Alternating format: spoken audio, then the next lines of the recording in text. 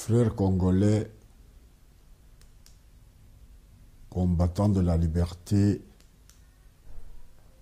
je vous salue au nom de vôtres, c'est-à-dire nous, vos compatriotes qui militons loin de vous, et nous continuons notre lutte malgré les difficultés du moment ici à l'extérieur pour parler de notre pays. Nombreux sont ceux qui ne veulent pas nous entendre parler, mais or, nous dormons, nous rêvons, nous pensons toujours notre beau pays, la République à démocratiser du Congo. C'est une lutte de longue haleine que nous avions commencé ensemble depuis notre jeunesse et aujourd'hui, nous avons les cheveux de la sagesse, les cheveux de neige, les cheveux blancs pour vous dire que Dieu, Mawejanangila, Zambian Pongatulendo, Zakomba nous aime. Ceux qui nous trouvent que nous ne pouvons pas faire des analyses qui rejoignent leur vision et leur pensée se trompent. Nous n'empêchons personne de penser, d'analyser, de voir autrement ce que nous faisons que ce que vous faites. Là où vous êtes, il y a ceux qui nous félicitent, qui nous demandent d'aller de l'avant, qui ont les mêmes pensées et qui voient les choses comme nous le pensons aussi ici. Ne dit-on pas que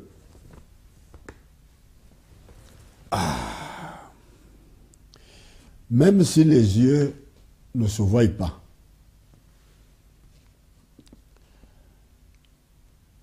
mais ils voient les choses de la même façon, clignotant simultanément et les mêmes yeux pleurent ensemble. Donc, c'est pour vous dire que nous, ici à l'extérieur, nous faisons des analyses avec les deux yeux. L'autre voit ce qui se passe à l'est et l'autre voit ce qui se passe au reste et à l'ouest de la République à démocratiser du Congo. L'Est brûle. Nos sœurs et nos frères meurent chaque jour ici. On les égorge comme des moutons à l'abattoir. On les crible de balles comme ce que nous venons d'entendre ce matin dans la commune de Ndili, où deux de nos confrères tués nuitamment vers 2 heures du matin par les Koulouna et les assaillants et les militaires qui déambulent sans règle de cantonnement sont entrés là-bas. Je parle d'abord de Ndili pour aller à l'est. Aujourd'hui, la nuit d'aujourd'hui, on nous appelle, on nous met au courant pour que nous puissions parler, puisque les autorités que vous applaudissez à Kinshasa ne disent mot. Ils sont là. L'insécurité qui est à Kinshasa, qui peut en parler? Si pas les médias de nos frères compatriotes engagés, à part celle de le grand tam-tam de RTNC, ne dit rien, ni pour ceux qui meurent à l'Est, ni pour ceux qui meurent dans la capitale même. Étonnant. Ces deux confrères géraient leur boutique ou leur licablo dans le quartier, je ne sais pas c'est quel quartier, quartier 13, c'est ce que j'ai entendu dans le message. Alors on entre, on cherche l'argent. on trouve quelqu'un qui passait la nuit dans la boutique. Le propriétaire de sa petite boutique dormait là-bas. Tu donnes de l'argent, on va faire autre chose. On commence à piller le peu qu'il avait. Il dit non. Il regarde là où il y avait l'argent, ils ont tout pris. Hein? Donc, son chiffre d'affaires qu'il avait là-bas, parce qu'il gardait tout, comme il dormait là-bas, c'était en même temps sa petite banque pour tout ce qu'il avait récolté pendant la journée. Tout est pris. Malgré tout, on ne laisse pas en vie, on tire sur lui. Ils ont continué toujours dans le même quartier. Arrivant au deuxième truc, un peu de discussion, on tire encore. Et la police n'est pas loin de l'endroit où ces massacres s'opèrent. Curieusement, les gens du quartier, le matin, quand ils ont appris que voilà, il y a eu des histoires dans le quartier, ils se sont pris, sont allés pour, je ne sais pas, chez le bourgmestre ou chez qui. Ce n'est que vers 10 heures que la police se pointe sur le lieu de massacre. Ils arrivent là-bas. Ils n'ont même pas un moyen de transport pour les amener à la morgue. On arrête une voiture louée ou quoi, là, qu'on appelle communément chez vous là-bas, ketch, et on amène les corps, on ne sait pas à quelle destination. Et le bourgmestre arrive avant qu'on vienne prendre le corps par la police, s'incline sur le corps inanimé du premier victime là-bas, de la première victime, et puis,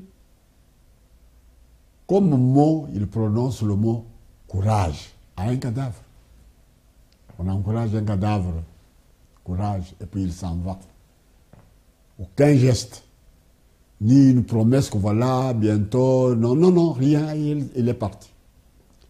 Ça, c'est la situation vécue aujourd'hui à Kinshasa. Mais à l'est du pays, nous disons que le pays brûle. Notre jeune journaliste qui travaille à la radio Okapi, dans ce coin-là de la République, plus précisément à Goma, eh bien, s'interroge sur les violences récurrentes qui s'opèrent dans ce coin-là.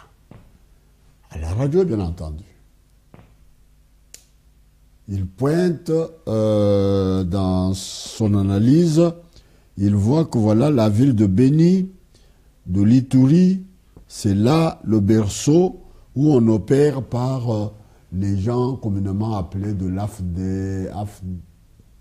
ADF Nalou, voilà le terme, ADF Nalou. Cette radio, quand elle a diffusé, il a donné même les chiffres, en disant que voilà, depuis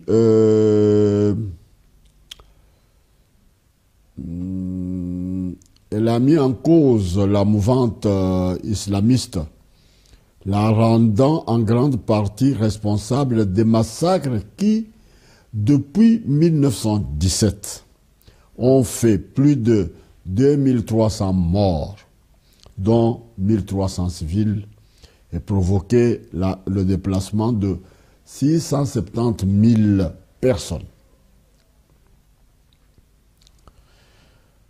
Au vu des menaces de mort qui pesaient sur elle, la journaliste fut rappelée à Kinshasa par ses supérieurs, donc de Radio Okapi. Cette fois, la question de la journaliste est relayée par un rapport de taille à l'université George Washington. On confirme dans ce rapport que l'AFDEL Nalou, Allied Democratic Force, aurait fusionné avec l'EI, c'est-à-dire l'État islamique, pour devenir sa branche armée dans la province d'Afrique centrale, ISK, en RDC. ADF Nalou vient de l'Ouganda. Jamais ils se disent que voilà, ce sont des rebelles, ils se sont rebellés contre le pouvoir de Museveni, mais jamais aucun village de chez Museveni n'est attaqué. mais ils viennent nous attaquer, nous. Donc, l'arrière, comment on peut dire, pays d'accueil, ce serait, si c'était des réfugiés, mais arrière-garde, puisque quand vous allez attaquer les gens qui sont en face de vous, en cas de repli stratégique, vous devez avoir une arrière-garde où vous pouvez vous réfugier, ou quand vous êtes vaincu, quelque part là-bas, vous vous repliez pour un peu revoir vos stratégies. Donc, supposons que notre pays est devenu le refuge de tous ces gens-là qui se disent rebelles contre leur gouvernement, mais curieusement, ne tuent pas les leurs, mais ils viennent nous tuer, nous, qui essayent de les protéger ou qui ne demandent même pas notre autorisation, puisque le langage des arbres, ça, ce n'est pas dans la culture des Congolais. Ils viennent avec des machettes, ils coupent les gens les têtes, alors les gens fuient. Alors ils occupent les terres où les gens ont fui là, ça devient leur base arrière. Voilà. Voilà ce qui se passe avec le truc de ADF Nalou. Bon, maintenant, le problème est à l'université George Washington, où on confirme ce rapport, et puis on nous montre les FARDC dans ce coin-là collaborent avec les rebelles. Ces rebelles-là viennent, ils ont de l'argent, alors ils cherchent les armes, et les FARDC vendent leurs armes à ces messieurs-là. Et ils collaborent. Preuve. Plus loin, toujours dans les informations à notre possession, un procureur de ce coin-là, à Massissi bien précisément, procureur de la République, ce monsieur-là lance un mandat d'arrêt contre un malfaiteur qui était à Massissi et qui a fui dans la forêt. Et en lançant son mandat, il l'adresse à un chef rebelle de ADF Nalou, de façon qu'il lui facilite la tâche d'arrêter le type qui a fui et qui se cache. Donc vous entendez la collaboration qui est entre ces messieurs-là. Ça c'est un procureur. De deux, le commandant des FARDC de ce coin-là.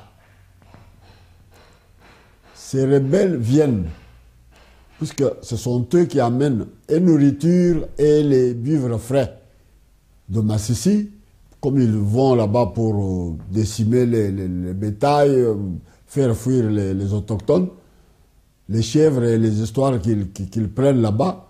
Alors, ils viennent vendre ça aux officiels de FARDC à Massissi et dans la région en question. Et quand les vivres, ils viennent vendre les vivres, ils ne restent pas un jour. Ils sont logés dans l'hôtel dont j'ai oublié le nom. On m'a donné même le nom de l'hôtel.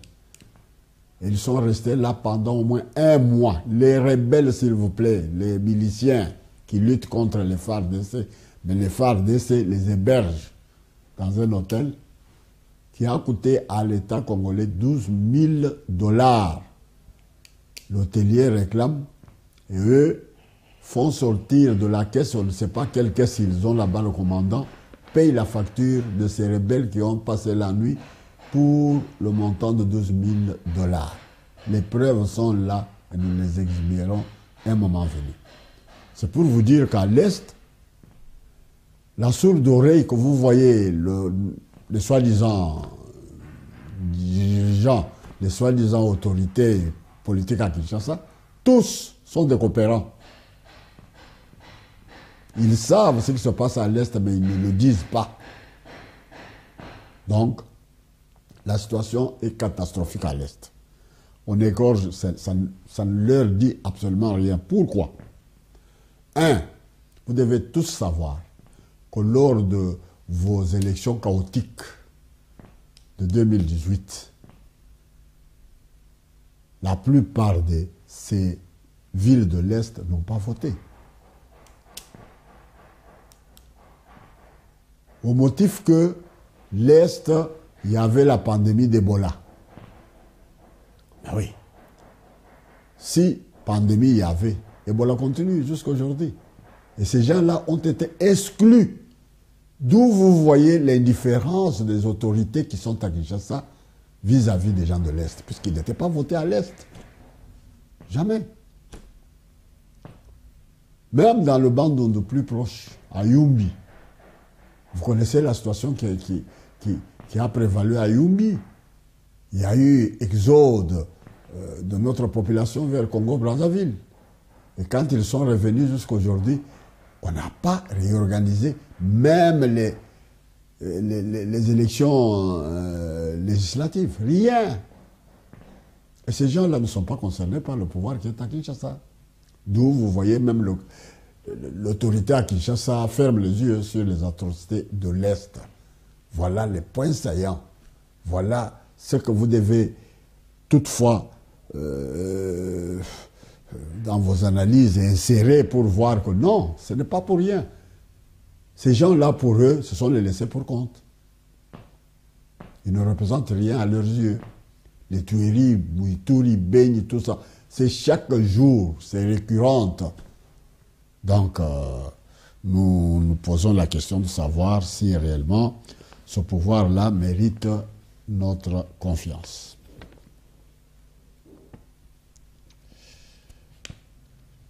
Bon, je vois ici le rapport en question que je viens de vous parler.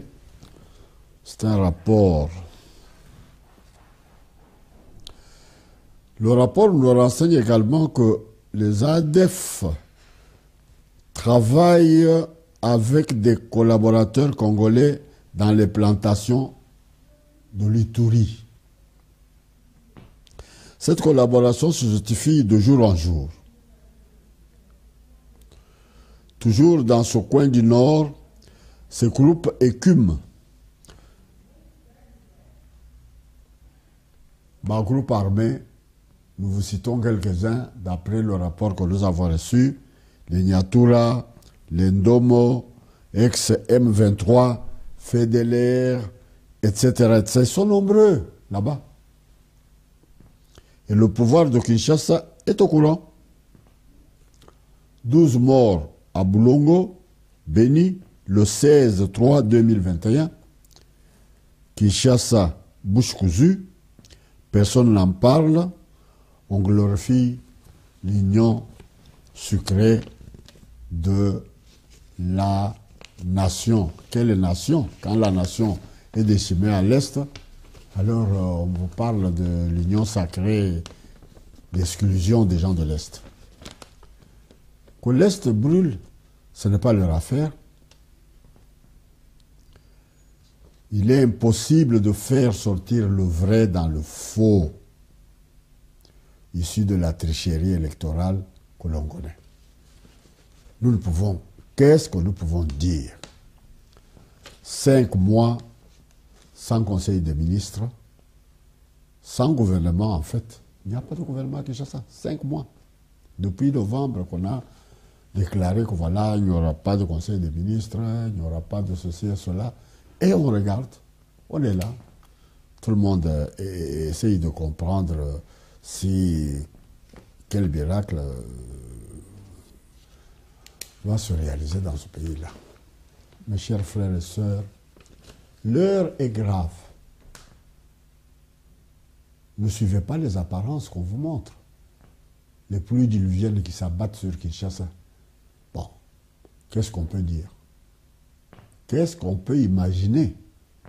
Un malheur ne vient jamais seul. Les gens manquent de l'eau à boire. Les gens manquent du courant. Mais quand le gouvernement ouvre la bouche sur ses priorités à faire dans le sens d'aller vers le peuple, non, non, on vous parle des routes qu'on doit réhabiliter. Le peuple va prendre les routes et mettre dans les casseroles. Les routes qu'on doit réhabiliter sont des routes de dessert agricoles qui peuvent amener à manger. Le peuple doit d'abord manger. C'est après avoir mangé qu'on peut parler des réparations de ceci. Quand ça s'abîme, où sont les autorités? Les routes se sont abîmées, ça fait des décades. On est là. Mais ce ne sont pas des priorités. Les priorités pour le moment, c'est soins de santé de la population. Ceux qui sont dans les hôpitaux sont dans quel état? La préoccupation pour le moment et la priorité, c'est l'école des enfants. Dans quelles conditions vos enfants vont-ils à l'école? La priorité, c'est à manger. Le social, quand on parle de social, c'est à manger. Et pour bien manger et boire, mais il faut payer ceux qui ont encore le travail. Si dans ce pays-là, il y a encore des fonctionnaires, si dans ce pays-là, il y a encore ceux qui travaillent, nous le savons. Les médecins travaillent, les infirmières travaillent, les fonctionnaires de l'État travaillent. Mais sont-ils payés et avec quel salaire qui peuvent les permettre de mieux vivre avec les leurs? C'est ça le grand problème du social. Quand nous voyons, on est en train de démolir le marché. Oui, c'est beau. On peut démolir. Nous vivons, nous avions toujours vécu dans notre beau pays-là. Quand il y a un projet qui doit surplanter sur un endroit où soit du travail ou quoi, on délocalise d'abord ceux qui sont là-bas en leur donnant d'autres espaces, de façon que quand on va finir les travaux de l'autre côté, ils quittent l'espace qu'on avait donné pour réintégrer celui qu'on a amélioré. Mais à voir ce qu'ils se disent, le marché là, c'est toute une usine qui nourrissait au moins 30 000 personnes. Derrière 30 000 personnes, là, prenez que dans chaque famille, il y a au moins le minimum des enfants 5. Vous multipliez fois 30. Vous voyez ce que ça donne? Et on casse comme ça, en les dispersant, tel qu'on dit, oh, les autres doivent aller à Kalemba-Lemba. Mais nous connaissons la capacité de Kalemba-Lemba. Dans Kalemba-Lemba, là, il n'y avait pas de vendeurs pour aller verser ceux qui viennent du grand marché, pour les verser sur d'autres vendeurs qui n'avaient même pas de place. Et dans quelle salubrité encore? Que demain, on passe là-bas, on dit, ah, c'est salubre, on doit maintenant casser aussi. Oh là là! Oh là là, quand on va à un pouvoir sans programme, c'est ça, les compétences. On ne peut pas accepter d'aller au sommet de l'État quand on n'a pas un minimum de programme à court, à moyen et à long terme. Il n'y en a pas. Mais vous voyez les savants qui sont là-bas, quand ils pondent, ils parlent dans la langue de Molière ici, ils croient que parler le français châtié, c'est avoir les connaissances de tout ce qui se passe dans l'administration. Non, mes frères, vous n'avez jamais travaillé. Avouez-le. Vous n'avez jamais travaillé, vous êtes les essayistes. Vous venez pour la première fois, vous mesurez à l'administration. Mais ça ne fonctionne pas comme ça. On ne vous entend jamais parler d'un bureau d'études quelque part, que ce soit à la présidence ou quoi. Non, rien du tout. On vient, on improvise. Et l'improvisation mène toujours à la décadence. Qu'on parle comment pour que vous puissiez comprendre. Et quand nous parlons, quand nous donnons un peu ce que nous pensons connaître, ce que nous pensons que nous, on a quand même travaillé dans ce pays. Dans l'administration, dans tout, on a géré les gens.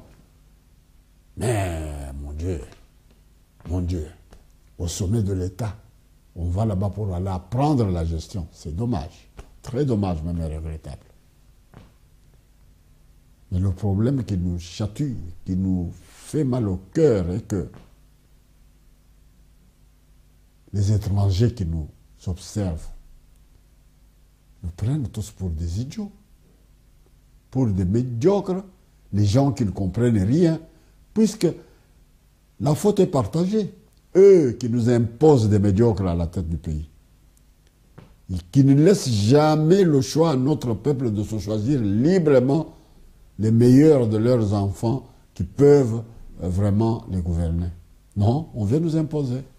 Si aujourd'hui nous arrivons à cette dérive, le maréchal Mobutu part. Dans ce pays-là, c'était un pays vraiment un fleuron d'intellectuels à cette époque-là. Non, nous sommes considérés comme des idiots, comme des non-citoyens de ce pays, on va recourir à un maquisard qui était dans la brousse, on l'amène sur les baïonnettes des troupes étrangères, et il arrive, les visionnaires politiques qui étaient dans le pays constatent immédiatement que non, ça, ce n'est pas vrai.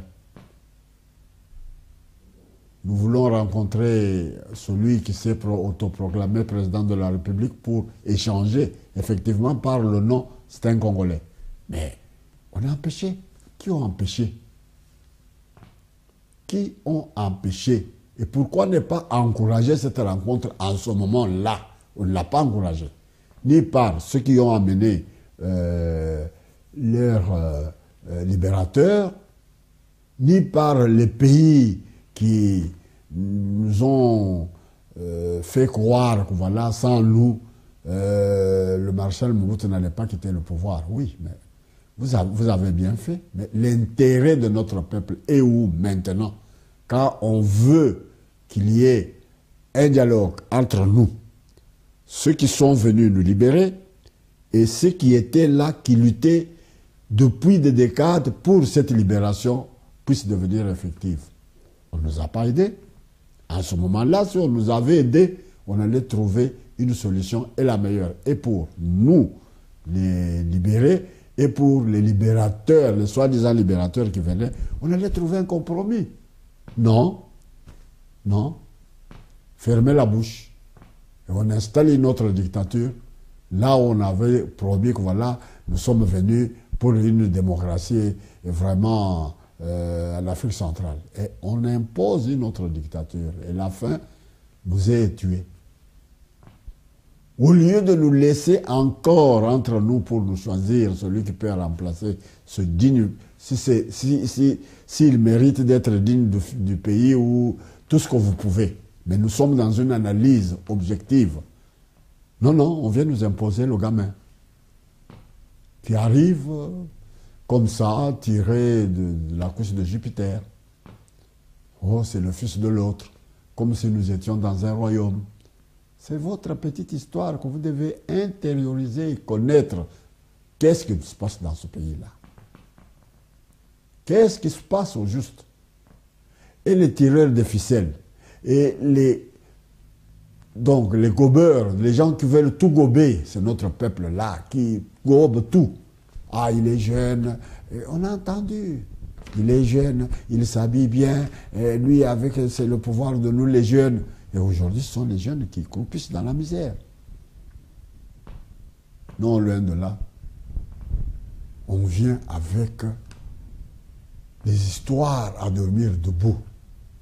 Les élections pour une constitution taillée ici à l'extérieur. On arrive, les gobeurs, comme nous les appelons maintenant, les gobeurs, cette classe politique gobe tout, sans une discussion, sans aller en profondeur. Tous, ils étaient là. Quelques voix se sont soulevées pour dire non à cette constitution qui n'est pas faite par les dignes fils du pays. Et on vient pour dire non, ça vient de quelque part ici, il faut aller maintenant au référendum. Ben, on est allé comme des moutons qui vont à l'abattoir. Et on a pondu les premières élections. Bâclées. Nous nous posons tous la question. Nous vivons dans des pays démocratiques ici à l'extérieur. Que ce soit ici en Belgique, que ce soit en France, que ce soit en Grande-Bretagne, que ce soit aux États-Unis, n'importe où on organise des élections. Avez-vous déjà entendu parler de CENI? Qu'est-ce que ça veut dire cette histoire? CENI. Oh, c'est comment les institutions de soutien à la démocratie. Mais dites, CENI, nulle part. Et là où il y a les CENI, après les élections, c'est toujours le sang qui coule. Que ce soit au Congo à démocratiser, que ce soit à Brazzaville, que ce soit au Bénin, ou une chemise à la mode. C'est comme on nous avait apporté la chemise à la mode dans les années 90, conférence nationale souveraine. Les conférences étaient vraiment une pilule en Afrique. et qui ont abouti au même résultat. Mais quand est-ce que nous allons réfléchir par nous-mêmes?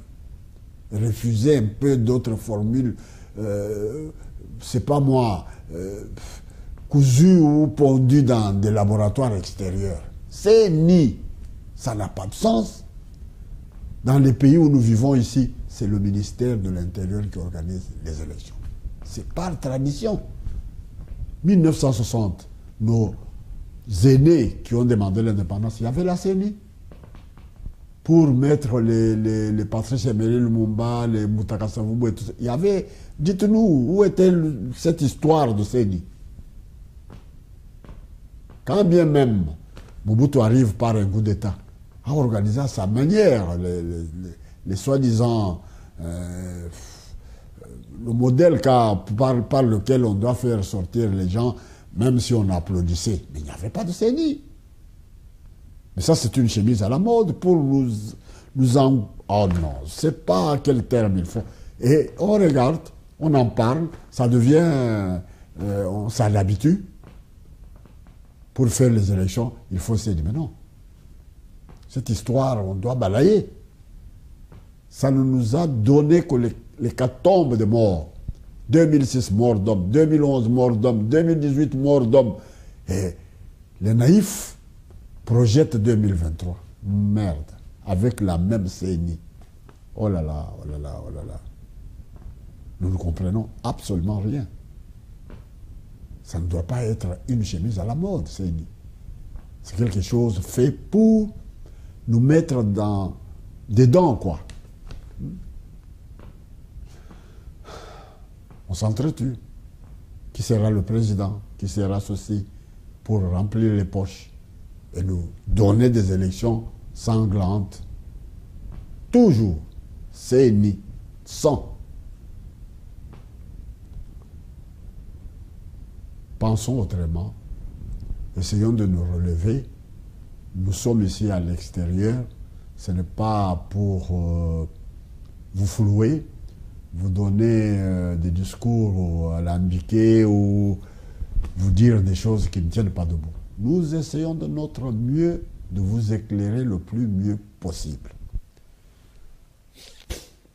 Nous ne cessons jamais de dire que voilà, nous ne sommes pas seuls. Nous participons dans des réunions avec d'autres compatriotes qui se sont réfugiés dans les pays où nous sommes aussi à cause des dictatures dans leur propre pays. Mais ce qui se passe au Congo, c'est abominable, inimaginable. Vous voulez entendre qu'un seul son de cloche. Voilà l'erreur monumentale qui se commet chez nous. Les intellectuels comme notre population. On essaie de vous induire tous en erreur. On ne veut pas entendre un autre son qui peut-être de ce son-là, on peut tirer quelque chose de bien pour avancer cette lutte de démocratisation dans notre pays. Non. Le pouvoir est là. Dès que vous touchez au sommet pour dire le chef de l'État ne comprend rien, tous les talibans, tous de la même manière, y compris même les intellectuels. Ah non, ce n'est pas lui, c'est l'entourage, oui. Qu'on vous remette aussi à la chanson célèbre de Noam Makiad. Quel bon entourage. Mais l'entourage qu'il a choisi. L'entourage n'a pas un chef. L'entourage là s'est formé comme ça. Il n'y a pas un chef de l'entourage. Que ce soit dans une entreprise, pour qu'un PDG soit entouré, mais c'est lui. On vient avec les curriculum vitae de chacun et puis les compétences de chacun. C'est à lui. Ça, je prends celui-là, non. Mais là-bas, dès que ça va, ok. Bravo, chef de l'État. Dès que ça touche quelque part, ça piétine, ah, c'est l'entourage qui est mauvais. Non. Nous, on ne peut pas comprendre ce langage-là. Nous ne pouvons pas l'avaler. Que chacun prenne ses responsabilités en main. Tape la main sur la table si réellement cet entourage... Mais, je dis, on reste calme. La situation de l'Est. Qui en parle? Mais nous, Nous sommes en communication avec nos compatriotes de là-bas. Nous faisons de notre mieux pour les encourager, même avec des conseils. Ils se sentent un peu sécurisés. Ils se sentent un peu écoutés, puisque nous sommes les répondants de leur misère ici à l'extérieur. Quand bien même nous savons que les tireurs de ficelle sont ceux qui sont ici, puisque ce sont eux qui exploitent l'Est. Les multinationales, ce n'est pas les Congolais. Mais les petits Congolais qui sont à Kinshasa exploitent de la même manière leurs propres richesses, dont ils ne savent même pas ce qu'on en fait, pour revendre aux mêmes tireurs de ficelle. Et grossir leur ventre, construire n'importe comment à Kinshasa, une petite pluie qui arrive, c'est l'inondation, ce n'est pas leur affaire, et ils se prélassent dans les bouts avec les voitures qui ne savent même pas de fabriquer même les voitures pareilles. Non, ils sont là, les acheteurs, qui gobent tout, les gobeurs. C'est dommage. La misère de notre peuple ne leur dit absolument rien. Ce n'est pas seulement pendant 2 ans de pouvoir, pour le pouvoir, que cette aile de l'UDP s'est allée se vendre pour un peu flouer tout le monde. Que voilà, Kabila, vous le voyez où, Kabila est parti, tout ça. Mais pourquoi ça piétine? Nous avons déjà vu le changement de pouvoir dans ce pays-là. Nous ne sommes pas nés de dernière pluie. Nous avions fait de bonnes études à l'époque coloniale. Chacun de nous a eu son certificat de l'école primaire où on nous apprenait à lire et à écrire. Ça suffit grandement. Ce certificat-là est plus valeureux par rapport à vos tas de diplômes que vous produisez aujourd'hui. Mais ce petit certificat-là de l'école primaire de notre temps colonial-là, nous a formés, nous a donné une base solide sur laquelle nous nous sommes assis avec nos connaissances intellectuelles. Par rapport à ces intellectuels sardines, comme nous les appelons. Avez-vous déjà vu les sardines avec les têtes? Les têtes sont coupées, c'est resté dans les laboratoires, là où on fabrique les sardines. Mais le reste du cadavre de cette sardine, c'est apprécié dans nos assiettes.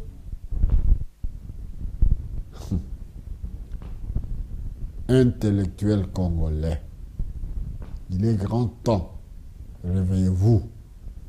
Nous vous demandons de nous rejoindre dans la résistance. Les gens se posent la question où se trouve la résistance. Elle est partout, elle est déjà à Kinshasa, elle est partout. Celui qui résiste, nous ne cessons de vous dire et de vous donner des concepts qui ont façonné les gens dans le monde ici. C'est être fort, c'est savoir résister. Et être faible, c'est accepter de disparaître. Tout ce que vous êtes en train de faire là, c'est la disparition. Les gens se posent la question quand on parle de la balkanisation. Vous la voyez où? Mais l'Est est déjà balkanisé. L'Est de la République est déjà balkanisé. Qu'est-ce que vous tirez de l'Est? Même votre gouvernement qui est là ne contrôle rien à l'Est. Ce sont des collabos. Ils collaborent tous, c'est Ouganda et Rwanda. Ces gens-là vous consomment tout ce qui vient de l'Ouganda, vous consommez tout ce qui vient du Rwanda. Et ils exportent à l'Ouganda, ils exportent, bon, exporter c'est un grand terme, mais les matières premières, on connaît les propriétaires des matières premières sont les multinationales qui sont en train de nous décimer là-bas. Chaque mine a ses milices qui doivent, comme vous voyez à Kinshasa, les gens qui portent les habits de sécurité, ils gardent telle entreprise. C'est la même chose à l'Est. Là-bas, c'est milices armées. Des multinationales qui creusent et qui pillent notre pays. Si ils vous font miroiter, c'est l'Ouganda, c'est le Rwanda, mais oui, mais les matières qui sont extraites là-bas vont où? C'est l'Ouganda et le Rwanda. Les miettes qu'on leur donne, ils construisent leur pays. Il y a des infrastructures. Tandis que chez vous, délabré complètement. Mais pour résoudre ce problème-là, c'est un problème d'entente, c'est un problème accepter de se mettre à table avec des gens qui raisonnent, pas les dialoguistes, nous voyons des choses autrement. C'est ce que je vous ai dit tout à l'heure, que les yeux, nous les avons sur la tête, hein, mais ne se voient pas. Mais ils voient les choses de la même manière, les deux là. Ils voient les choses de la même manière.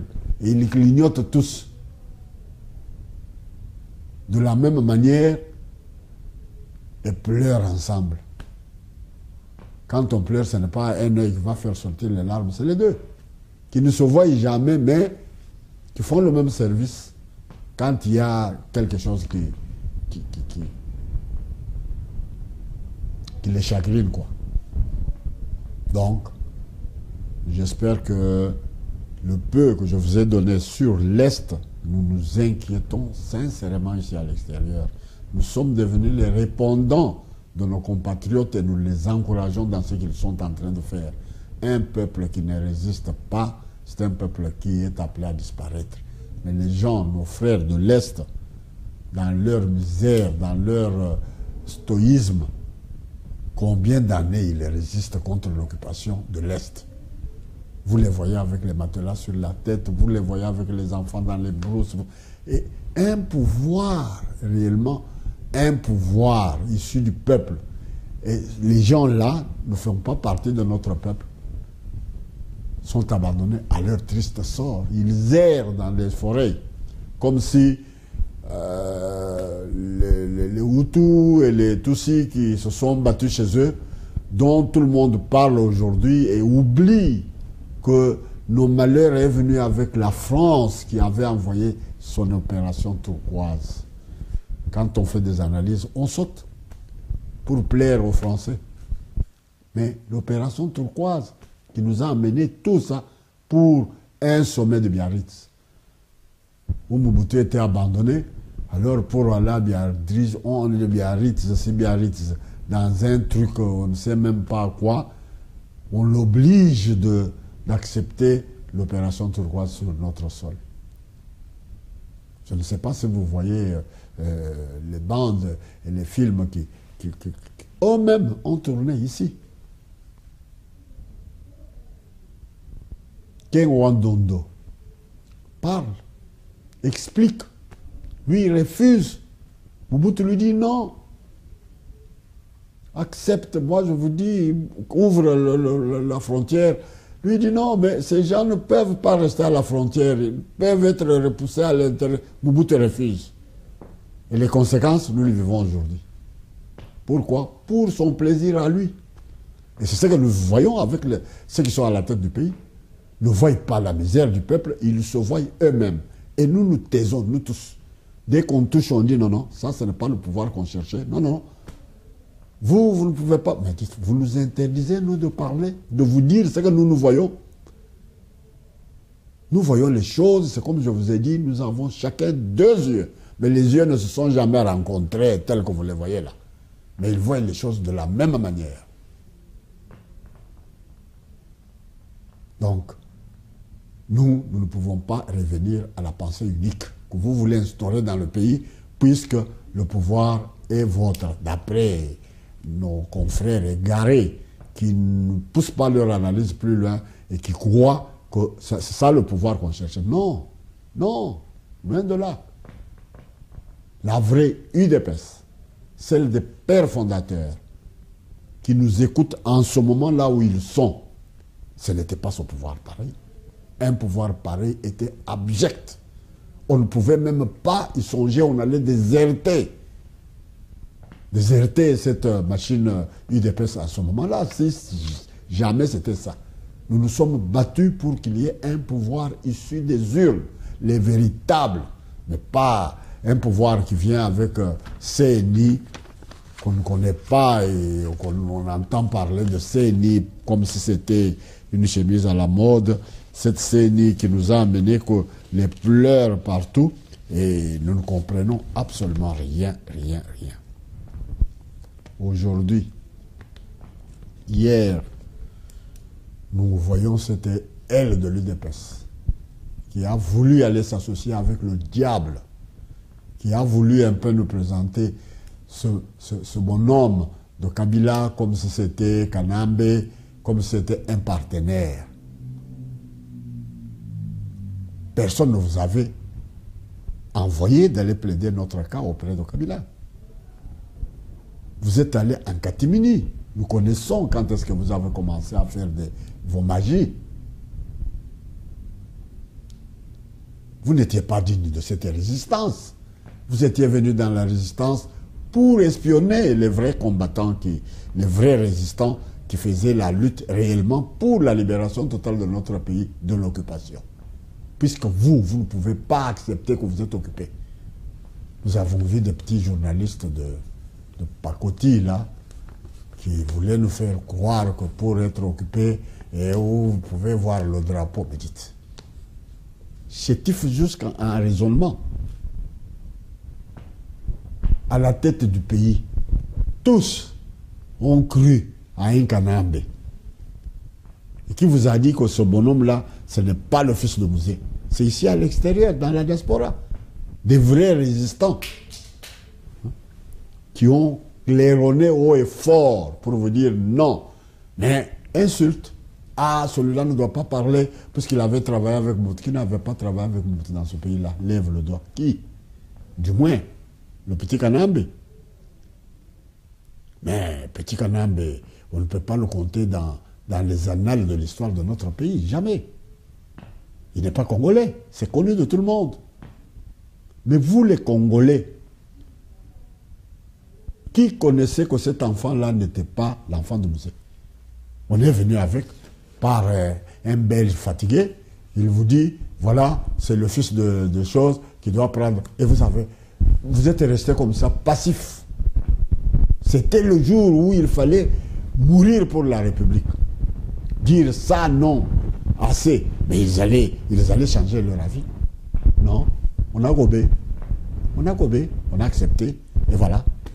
Les jeunes, ils s'habillent bien, un raisonnement terre à terre. Et aujourd'hui, voilà le résultat. Ils s'arrangent, après avoir pillé le pays de fond en comble. Ils sont devenus des milliardaires. Quand vous parlez des millions, eux se moquent. Ils sont des milliardaires. Tous ces étrangers qui sont venus sur notre terre, ils ont... Qui peut nous dire leur salaire? Qui connaît leur salaire? Quand vous, des petits millions qu'on met à vous mettez dans vos poches, mais ils se moquent. Ils disent, voilà les gens qui croient que demain, nous partirons de ce pays.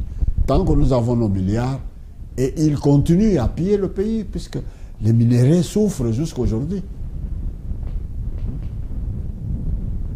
Les minéraux souffrent jusqu'à aujourd'hui. Et je ne voudrais pas plus aller dans le sens que vous vouliez qu'on parle de votre pouvoir qui est là-bas. Nous ne voyons pas un pouvoir. C'est un non-État. Il n'y a pas l'État. Nous vous avons dit 5 mois. Dans quel pays? Eh bien, les distraits ou les troubadours qui veulent nous distraire, vous direz, eh mais vous là-bas en Belgique. Mais la Belgique a une administration que vous ne pouvez pas vous comparer. Belgique peut s'en passer du gouvernement. Tous ces pays d'Europe ici peuvent s'en passer du gouvernement. Le gouvernement, c'est quoi? Ils sont là, ministre là de l'enseignement. Nous avons vu un confrère qui est allé dans l'Équateur tourner là-bas. Quand on voit les écoles et les millions qui sortent du trésor public, l'argent du contribuable pour des écoles en amont comme ça, avec les bambous, les enfants par terre, presque les enseignants non payés, et l'argent sort ici à Kinshasa pour rouler dans le cadre. Mais dites, quel est ce peuple dont on miroite une dieppe? Ça devient un luxe extraordinaire pour lui. Nous vous comprenons, puisque la classe politique est pourrie. En dehors de la classe politique, nous, vos vieux qui ont vu un peu émerger une digne classe politique vers les années 60, que nous appelions déjà le clan politique, puisque ça c'était un clan politique qui avait le souci de ce peuple-là. Parce que jusqu'à présent, personne ne viendra nous expliquer le pourquoi il y a eu un coup d'État de Mobutu de 1965. On ne comprendra rien, aucune explication. Ces gens-là avaient une vision sur l'indépendance qu'ils ont réclamée aux Belges. Quand bien même nous voyons quelques petits intellectuels sardines dire non, c'était une indépendance nominale. Tant mieux. Petit à petit, l'oiseau fait son nid. On l'a eu dans les douleurs. L'indépendance le 30, le 1er, la mutinerie commence au camp Kokolo et partout. Par les mêmes qui nous ont donné l'indépendance de la main gauche pour récupérer de la main droite. Et ces gens-là ont tenu, ont résisté, malgré on les a fait entrer dans les uns s'entretuent entre eux, Kassavubu, Lumumba, créés par les Belges et la communauté dite internationale. Nous connaissons la petite histoire. Cette histoire-là a été inventée dans les laboratoires. Ils ne voulaient pas de X. Et ce X-là, tué de la manière que vous voyez, jusqu'à aujourd'hui, nous nous incriminons, nous. On aime se victimiser. Ah, c'est X, et c'est tel qui avait signé pour tuer le Médite. Vous êtes malade. Mais vous ne lisez pas. C'était déjà décidé. Quand on parle de la CIA, qui connaissait la CIA en 1960? Qui pouvait avoir l'idée que voilà, il y a une organisation qui s'appelle CIA? Quelque peu qui connaissaient. Là-bas, on a commencé à tenter à le tuer avec les dentifrices. C'était des Congolais qui fabriquaient les dentifrices pour tuer Patrice Emery Lumumba. Mais il faut lire. On s'incrimine pour rien. On est là pour raconter des bobards. Et aujourd'hui où nous vous parlons, la dent de Lumumba est ici. On va l'acheminer. Déjà un programme est déjà fait pour que le 30 juin ici, on vient là-bas. Ah voilà. Mais pourquoi ça ne sort pas des Congolais puisque nous nous incriminons, nous. On sait se lancer des balles. C'est elle qui a décidé pour tuer Lumumba. Oh là là, Congolais, quand est-ce que vous allez vous réveiller? Mais ceux qui ont tué Lumumba, ceux qui ont scié Lumumba, ceux qui ont mis Lumumba dans l'acide, quand bien même on les avait aidés par ceux qui... mais nous avons suivi avec brio l'un des convoyeurs de Lumumba quand il a raconté de sa propre bouche. Mais tous les doutes sont vraiment évacués de nos têtes. Hein? Il dit, lui, il allait chercher les étudiants. Mais on l'amène, il voit, on vient avec les prisonniers, on les met dans l'avion et puis on s'en va. Mais dans les têtes des gens qui ont une haine viscérale contre d'autres tribus au sein de Petite Main, c'est le blanc qui a planifié tout, qui a tué, qui a scié, et aujourd'hui, une dent va venir là-bas et vous verrez les cérémonies. Et ce sont des Congolais. Et pourquoi ne pas refuser? Dire, depuis 60 ans, nous avions réclamé qu'on voie clair. Comme vous aviez cette dent-là, enterrez-la, vous allez. Ou bien, on donne cette dent à la famille de Lumumba dans l'anonymat qu'ils gardent là, si c'est vrai. Mais c'est ça. Qui vous dit que cette dent-là est de Lumumba? Puisque eux vous ont dit, nous avons une dent de Lumumba, et les cérémonies vont se faire. Hein. Oh, peuple congolais. Aucun débat autour de ça, aucun. Ah, ce sont les enfants de Lumumba qui ont personne. Mais oui, mais qui vous dit, avez-vous des spécialistes qui peuvent nous dire que cette dent ici appartenait à Patrice Emery Lumumba? Par quelle magie? Je ferme la parenthèse. Qu'il soit vrai, notre héros national mérite un endroit où il doit se reposer. Ça, c'est connu de tout le monde. Dans nos coutumes bantoues, dès que vous êtes enterré quelque part, et que vous n'êtes pas dans la terre de vos ancêtres, votre esprit va toujours rester. C'est pour cela que nous demandons, cessez vos médiocrités là. Nous devons rentrer dans le pays, nettoyer cette classe politique médiocre. Replanter d'autres plantes qui puissent sortir du sol avec d'autres sèves. Ce n'est pas ça, la classe politique. cette politique d'ici et maintenant pour vos ventres, pour vos familles. Non. C'était ça. Nous tous ici, on serait à la mangeoire depuis très longtemps. Sous Mobutu, bien entendu. Vous croyez qu'on ne nous avait pas proposé tout ce que vous voyez aujourd'hui là? Mais nous avons tenu bon, puisque c'était une devise. C'était vraiment un slogan qui n'était pas pris au hasard, qui venait de nos ancêtres, de tenir toujours pour arriver à manger un fruit mûr, réellement. Ce n'est pas des bananes qu'on enterre dans la terre, dans des sacs. Après 2-3 jours, on le fait. Mais vous mangerez ça, mais ce n'est pas une banane. Mais une banane mûre sur son arbre naturel, mais elle est différente de cette banane-là qu'on avait enterrée et qu'on a exhumée pour le besoin commercial. Voilà, mes chers frères et sœurs, ce que j'avais pour vous, surtout sur la situation qui prévaut à l'est de notre pays. Je ne pouvais pas fermer cette causerie sans faire voir à nos frères de l'UDPS, elle limitée, elle familiale, qui s'en prend à tout le monde. Si vous avez un chef de l'État, le chef de l'État c'est un homme public, dès qu'on accepte d'assumer ces lourdes tâches au nom de la République à démocratiser du Congo, on s'expose à tout. Les critiques doivent être formulées. Malheur à ceux qui veulent tousser puisqu'on a touché à X. Non, toussez toujours, c'est votre droit de tousser. Mais laissez aux autres de vous dire, en vous regardant dans les yeux, que ça, c'est abject. Ce n'est pas vrai. Je vois un papa, un vrai papa, habillé en prêtre là-bas, au nom du Père. Laissez Yachichi se reposer là où il est. Il n'est pas dans vos bêtises là. Vous l'évoquez pourquoi dans des bêtises, l'idolâtrie.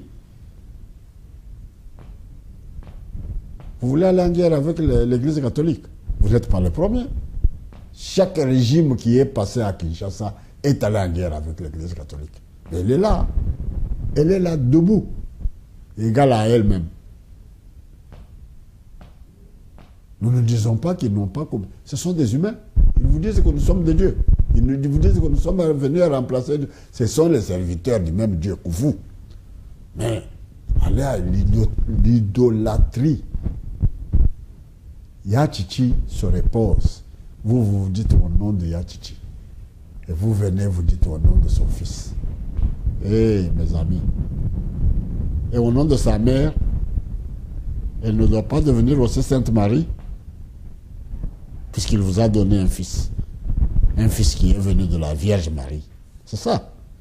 Et vous trompez le peuple d'abord. Quel peuple? Vous connaissez le peuple. Vous.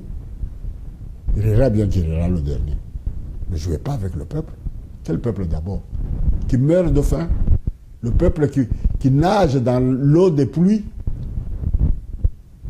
On est allé voir le pont, puisque c'est leur chemin pour s'envoler, venir ici en Europe. Là, on est allé rendre visite. Mais pour le peuple qui se noie dans les ruelles de Kinshasa, nous n'avons pas vu la compensation du chef de l'État. Non? Vous vous moquez de quel peuple? C'est des bêtises. C'est elle familiale, avec ces talibans qui sont dans les coins de Kinshasa pour propager des mensonges. Kabila a fui, il est allé à Dubaï, il est allé à Cuba. Kabila est là. Ah, Zoé, au moment où nous parlons ici, mais vous êtes comment? Attaquez-vous à ce qui dérange ce Kabila. Le jour où Kabila ne sera pas dans ce pays-là, même votre chef de l'État là ne bougera pas. Parce que là, le peuple prendra ses fonctions régaliennes et chassera tout ce monde-là. Cette classe médiocre-là ne parlera plus dans ce pays-là. Vous vous en prenez entre vous. Vous insultez Katumbi. Ah, mes amis. Ah, c'est l'information qui vous manque. Hein? On connaît ce que c'est l'homme Katumbi. Mais pas un politique, c'est un homme d'affaires. les Mbemba, nous les saluons, mais ce n'est pas le moment de nous vilipender, mes amis. Ce n'est pas le moment, vous choisissez mal le moment. Moi, je me plains de nos compatriotes Luba, dont je fais partie. Mais ça, je vais en parler dans la langue. J'ai un message aujourd'hui à lancer au peuple Luba, aujourd'hui. Ce n'est pas un message qu'on puisse s'insulter, mais qu'on doit réfléchir et raisonner, puisqu'il y va de nos vies, il y va de l'avenir de nos enfants. Ce que nous vivons aujourd'hui, c'est ce qu'on dit. Si tu ne sais pas où tu vas, sache quand même d'où tu viens. Mais ce que nous vivons, ce n'est pas la première fois. On les a toujours vécus. Mais nous sommes vilipendés partout. Même ceux qui n'avaient même pas le droit de nous pointer le doigt nous pointent, avec raison. Parce que ces talibans-là qui vilipendent tout le monde aujourd'hui. Hier, c'était Fayoulou qui était avec Chilombo, qui était avec tout ce monde-là, est devenu mauvais puisque lui ne peut pas émettre son avis sur ce qu'il voit. Non, toutes les bonnes pensées, c'est vous les talibans. Raisonnez comme des gens bien formés et bien... Mais ça, c'est pas vrai. J'ai expliqué dans la fois passée comment nous avions mis cette machine de parlementaires debout dans les coins de la capitale. À notre époque, ce n'était pas ça. Rien ne pouvait venir d'insultant de la part des parlementaires debout. Les parlementaires debout émettaient. Et c'était des gens très bien disciplinés. Mais ça, c'est quoi? La racaille. Ça, c'est la racaille. Qui se mettent dans tous les coins pour prêcher des bêtises. Et les autres se disent même des pasteurs. Me dites, pasteur, vous venez de quelle école de pasteur? C'est dommage. Hein? Je ne vais pas creuser. Le peu que je vous ai donné là, c'est ce que j'ai en tête. Mais nous pleurons beaucoup de ce qui se passe à l'Est ce vendredi 19-3. À la base, une marche par des jeunes sur règlement du groupe de pression Véranda Muchanga sont descendus dans la rue pour réclamer le retour de la paix promise dans la région de Béni et partout à l'Est. Où sont passés les prophètes justeurs qui vont là-bas pour aller tromper? On ne trompe jamais un peuple. Aller là-bas dire des conneries et puis rentrer à Kinshasa, faire semblant de ne rien promettre à l'Est. Rien. Nous irons nous mettre là-bas, nous allons envoyer des troupes. Les troupes sont allées là-bas pour collaborer avec les miliciens qui sont dans les forêts. Ils vendent les armes, ils vendent les munitions. Quand vous voyez le milicien habillé, il est propre, plus que le militaire de face CD. Ça ne vous dit rien. Donc, ce sont des histoires. Ituri, 30 morts le 15 et le 16 mars 2021 à Djougou. Après les affrontements entre les miliciens Codeco et les FARDC. Mais ils font semblant. C'est une guerre par procuration.